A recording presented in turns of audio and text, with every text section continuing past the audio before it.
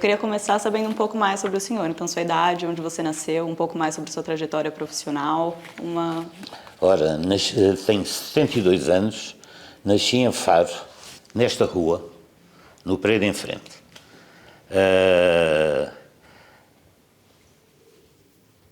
Acabei o curso de arquitetura em 78 e vim para Faro.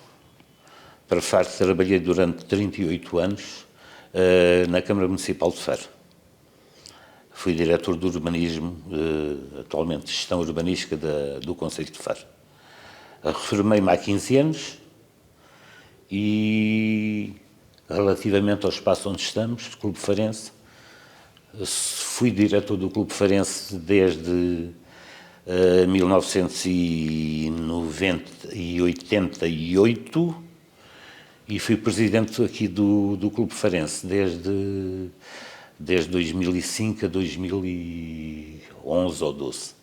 Mas continuo ligado aqui à instituição que é o Clube Farense, como eu vos falei quando nos encontramos, o mais antigo espaço social da cidade de Faro, desde 1863. Quando eu recebi o contato do senhor, tinha um parênteses muito grande escrito Praça da Pontinha. O senhor quer me falar um pouco mais sobre esse projeto? Ora, a Praça da Pontinha fica no topo da Rua Santo António e é um espaço que, desde 1960, foi objeto de vários estudos urbanísticos com vista à transformação. A Praça da Pontinha não existia. Aquele espaço onde atualmente está a Praça da Pontinha eram vários quarteirões que ocupavam uma das áreas da antiga cidade de Faro, ocupada pelos mouros árabes, os antigos detentores da cidade até a conquista pelo rei Dom Afonso III. Aquela zona chamava-se a zona das alcaçarias. O que é dizer alcaçarias? Alcaçarias é o mercado árabe. Ali era o mercado diário em que os mouros trocavam os produtos produzidos aqui pela Campina de Faro. Desde 1960, na sequência do primeiro plano urbanístico que foi feito sobre a cidade, previu-se a demolição de uma série de quarteirões, desde aqui da Pontinha até à Igreja de Pé da Cruz, para dar origem a uma praça, um espaço cívico, uma zona de encontro. Com base nisto, a Câmara Municipal de Faro começou a comprar as casas e deitar abaixo. O primeiro plano foi feito por dois arquitetos, arquiteto Reis Cabrita e Gonçalo Birne. O arquiteto Gonçalo Birne, um arquiteto que fez o Teatro Municipal de Faro, que fez a intervenção no Palácio Estoi, na Pousada, e que a nível nacional tem obras bastante conhecidas, como por exemplo em Lisboa, tem a entrada do Tejo antes da Torre de Belém, uma torre inclinada sobre o Tejo, que é onde se situa a capitania do Porto de Lisboa. Esse plano deu origem às primeiras aquisições de imóveis e à sua demolição, mas não teve seguimento. Nos anos 60 é solicitado o arquiteto João Ramires Fernandes, que é o autor do desenho do empedrado aqui da Rua de Santo António, essas flores, do arquiteto Ramires Fernandes, que também fez uma proposta de intervenção para esse espaço. Também não teve seguimento. Eu, na altura, estava na Câmara e foi-me solicitado para eu fazer então um projeto, dado que a Câmara tinha posto a concurso a utilização do subsolo do Largo da Pontinha para a instalação de um parque automóvel com 3 pisos. Por isso, se ia-se escavar, por isso agora tinha que se fazer mesmo um arranjo para a parte superior. No entanto, não estava demolido todo o conjunto de casas que inicialmente estava previsto e havia um problema grande, que era o que estava virado para a praça não eram as fachadas dos imóveis que deveriam fazer o enquadramento da praça, mas sim as traseiras. Por isso eram as costas, era a parte feia. e não havia dinheiro para criar uma fachada nova, algo que fizesse o entorno do espaço a tratar. E então o projeto da Pontinha foi um pedaço de malabarismo a nível do retirar a atenção deste espaço de traseiras de imóveis, pelo que foi criado uma espécie que os franceses chamam folie, que é toda uma zona de colunatas revestidas a brecha vermelha, que está no topo, que era o elemento central da praça, para que a atenção não fosse virada para aquilo que a praça teria de menos bom. E com base nessa premissa, que é um elemento que fica no enfiamento aqui da Rua de Santo António onde estamos, que se vê logo aquela colunata, que faz o remate visual da Avenida 5 de Outubro, que vem desde a Escola João Deus até essa zona, temos aquele conjunto de coluna porticado. E a partir daí o espaço todo foi desenvolvido como uma grande área onde poderiam acontecer zonas de encontros, mas também espetáculos. Por isso, está previsto todas as condições para montar grandes palcos. Tem na base da colunata, tem 3 filas de zonas para as pessoas se sentarem, tipo como em bancada de sala de espetáculos, e tínhamos previsto para lá um pequeno estabelecimento de geladaria para criar animação. Uma das situações que a Câmara não tratou de dar continuidade, todo aquele pórtico, que é o elemento principal do conjunto, tem ao seu nível superior um jardim suspenso.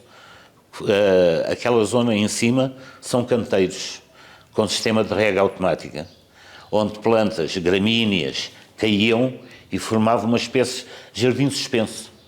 Aquilo funcionou durante 3 meses. Foi inaugurado. Devia ser lindo. Devia ser foi inaugurado. Os jardineiros não queriam ir tratar, porque aquilo tinham que se montar escadas, claro. Tinham que ir podar as plantas, plantar novas plantas.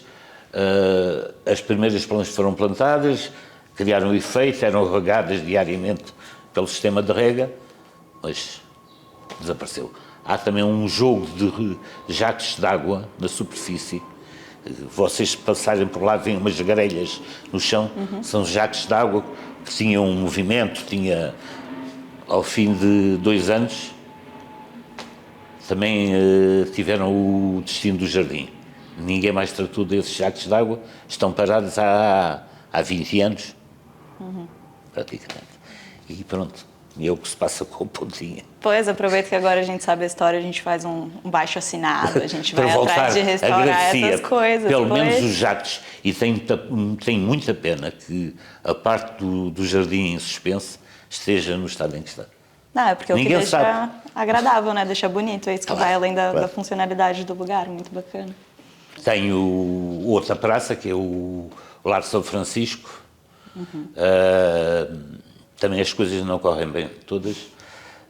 Tenho o Lar São Francisco, onde temos 950 lugares de estacionamento, junto às muralhas, onde é feito o Festival F. Pronto, isso também é um projeto meu, em que tinha como elemento central uma grande fonte, que está abandonada há 20 anos. Pois. É das coisas mais tristes, é ver uma fonte sem água, uma fonte abandonada, porque a pessoa vê que aquilo foi um espaço que tinha água, que tinha movimento, que agora está completamente abandonada, com o ervinel que reveste as esferas a cair. Pronto. As minhas obras com água têm dado sempre maus resultados. Tenho outra obra aqui em Faro, que é a Biblioteca Municipal.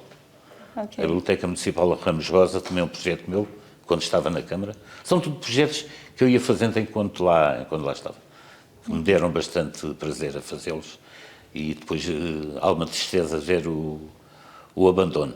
A biblioteca não, a biblioteca está de boa saúde, cumpre o destino, e a ideia que eu tinha que a Biblioteca Municipal de Faro foi feita num edifício, sobre um edifício neo-árabe dos finais do século XIX, onde funcionou o matador, onde se matava as reses para o abastecimento público e funcionava como elemento de cenário da Alameda João de Deus. Por isso, a biblioteca está no topo da Alameda João de Deus, onde estava o matador público. Esse matador, portanto, tem aquelas reminiscências neo-árabes que foram mantidas e mantém-se como cenário da Alameda. E cria uma transição do jardim para o espaço de leitura. A ideia era que uma pessoa chegasse lá, que visitasse um livro e fosse para a Alameda, entreter-se a ler, e tem funcionado muito bem. Tem uma utilização, uma procura, tem um espaço de auditório que é bastante utilizado aqui na cidade, que tem uma zona de bancadas rebatíveis, por isso as bancadas desaparecem todas numa parede, e é um espaço de exposição, um espaço de convívio, e aquilo foi inaugurado no ano 2001 e fez 25 anos agora, precisamente. Aquilo é dedicado a um dos grandes poetas de Faro, Ramos Rosa, e tem na fachada como se fosse uma folha com uma das poesias de Ramos Rosa, mas foi feita para o local. Foi explicado ao Ramos Rosa o que é que se pretendia. Ele escreveu um pequeno poema que está gravado a laser sobre a pedra da fachada. É super interessante. Eu achei muito legal que vocês mantiveram a fachada, né? Sim, sim. Isso é super legal, virada. vocês só revitalizaram. Não era pensável demolir aquilo, porque aquilo representava uma época, representava o cenário do primeiro jardim da cidade. Aquele jardim, Alameda João de Deus, foi plantado nos finais dos anos 30 do século XIX, por isso estamos com algo que já vai fazer 200 anos, daqui a pouco tempo. Um bocadinho. Agora eu vou fugir um pouco dessas perguntas mais urbanas. Eu queria perguntar para o senhor o que significa pertencer a algum lugar. É importante. Eu pertenço a Faro, para cá. Eu não fugi muito, eu só estive fora de Faro, onde nasci, onde a minha família nasceu, durante um período que tive 5 anos em Cabo Verde. Foi a minha juventude, de menino até aos 11 anos. Criei raízes em Cabo Verde, tanto eu como o meu irmão, que vive em Cabo Verde há 35 anos e é casado com uma cabo-verdiana. E o segundo período é quando vou para Lisboa estudar. Mas acabo o estudo de regresso. Regresso a Faro, que é a cidade que eu tenho uma sensação de pertença, por isso. Não é só aquela pessoa que chega a Faro gosta de viver em Faro. Faro é uma cidade que atrai, é uma cidade simpática. Mas eu sinto como o meu berço, a minha casa e toda a minha vida, por isso. Se há uma sensação de pertença, efetivamente, é relativamente à cidade de Faro. Muito bacana. E além desses 2 momentos que você me disse em relação ao Cabo Verde ou da sua graduação em Lisboa, teve algum outro momento que você considerou sair de Faro, seja por questões profissionais também? Nunca. Eu sou de uma época em que as pessoas tinham uma grande ligação ao sítio onde nasceram e em que não era muito atrativo mudar de sítio para trabalhar. Situação que agora é completamente diferente. Ninguém está num determinado trabalho mais de 5 anos. É normal andar, saltitar, e eu reconheço que é bastante melhor essa situação do que ficar permanentemente ligado sempre a um determinado sítio, como no meu caso. Eu tenho todos os meus amigos, filhos dos meus amigos especialmente, não é os meus amigos. Meus amigos sofreram da nossa fixação às terras de origem. Os meus amigos, os que ficaram em Lisboa, ficaram toda a vida em Lisboa, os que ficaram no Porto toda Agora não. Agora um está para a Dinamarca, outro está para a Suécia, outro está em Itália. Estão todos espalhados. Uma amiga do meu filho está em Barcelona. Pronto, já não há. Passamos a ter uma sociedade completamente multirracial e com pouca ligação às origens. Muito pouca. Eu compensei isso ao viajar. Pronto, viajei muito. E talvez isso me compensasse. A experiência dos outros países, nunca fiquei muito circunscrito à cidade, mas a nível de prazer da viagem durante o período de férias, não, vocês efetivamente descentralizam-se completamente e adaptam-se muito bem, estão aqui, estão acolá. Então, considerando que o senhor viajou bastante, já viveu bastante, aproveitou esses momentos, conhecendo essas outras culturas, essas outras coisas, e ainda assim optou por permanecer em Faro. Você acha que tem alguma coisa específica da região de Faro ou daqui, seja a família, seja os amigos, as raízes, as conexões, que fizeram o senhor optar... Os amigos. Os amigos. Os amigos em primeiro lugar. A cidade de Faro é uma cidade que evoluiu bastante. A cidade onde eu nasci era uma cidade muito pacata. A pedra que se atirou, que fez explotar a cidade de Faro, foi a construção do aeroporto. A construção do aeroporto tornou a cidade uma cidade mais, para já, permitiu a chegada de muita gente que na pacatez antiga Faro não tinha. E de seguida foi a universidade. A Universidade do Algarve é inaugurada em 1979, no meu primeiro ano de Câmara. Eu vim para Faro em 79, entrei na Câmara em agosto e a Universidade inaugurada em dezembro de 79. Tal como o aeroporto, que trouxe uma série de gente, a Universidade então trouxe muita gente de fora. Ao princípio as pessoas os professores mais clássicos e mais tradicionais discordaram com a localização em Faro de uma universidade, porque entendiam que Faro era uma cidade muito pacata, não tinha uma massa crítica, não tinha aquele ambiente intelectual, que isso também é importante para facilitar o desenvolvimento e a criação de uma massa académica com algum peso. Mas, efetivamente, o aeroporto e a universidade deram uma volta à universidade, porque Faro nunca foi uma cidade turística. Faro só passou a ser um polo de atração turístico sério.